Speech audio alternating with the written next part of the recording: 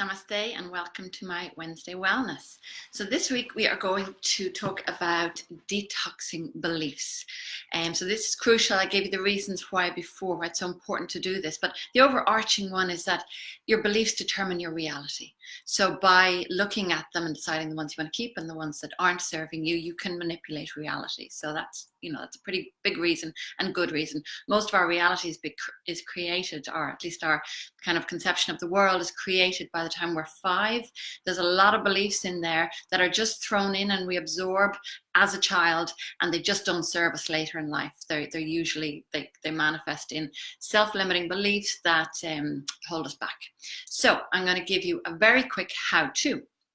This is really quick. You can do this in I think you can do this in under 8 minutes. So that's the quickest I've done it in. It's layered, but to start it, so there's only 4 steps.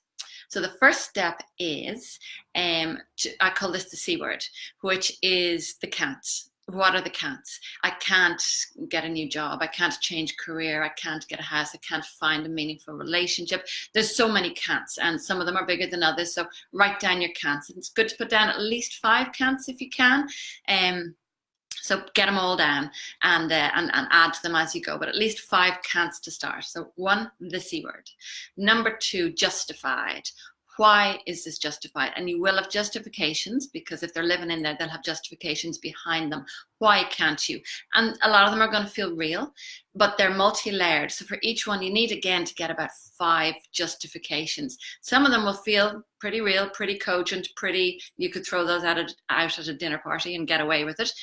But then you're going to get to other ones that are, whoa, who put that there, basically? How did that get there? And so some of them are going to be quite illuminating to you. So get those down. As I say, that there's got to be a lot of them, and they've got to be layered, and just go with it. So that's the second one, is the justification. And then the third one is to suggest an alternative. So alternatively, now this is kind of where you do a little shimmy in your belief system, where you go, or, so if you say, I can't get a new job because then, my skill set's only relevant for what I'm doing now, and, I couldn't do that. And then you dig down into your beliefs and your can'ts and your justifications. A lot of them will be very real. You need to pay your mortgage. You need to do this. You need to do that.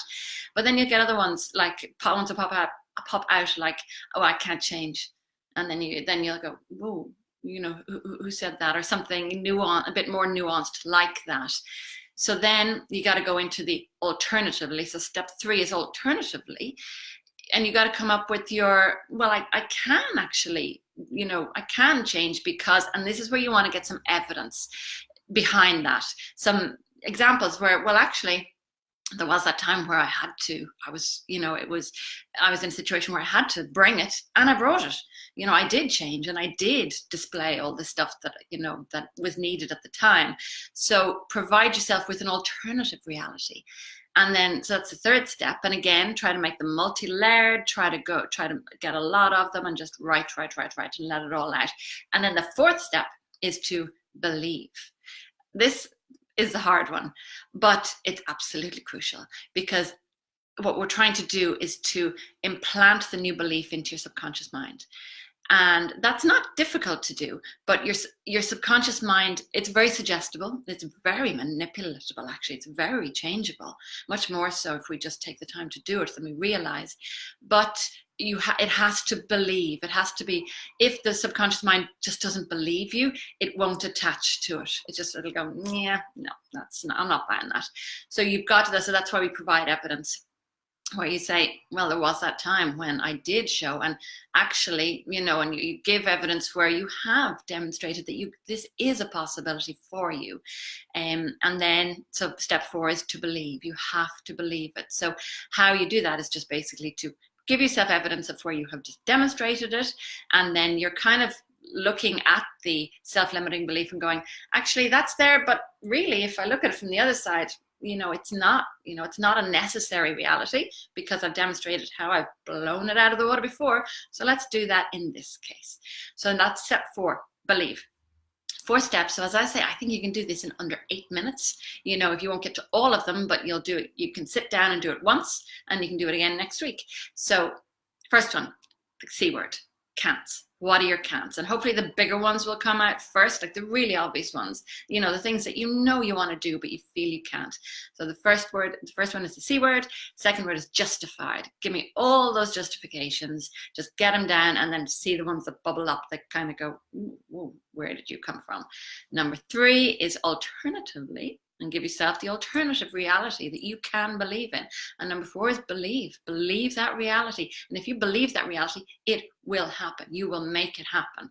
So do it. I'm really excited to have you try this because it really works. Your subconscious mind is so manipulatable, and you know, that sounds suggestible, and you know, you can manifest whatever you want to manifest if you believe.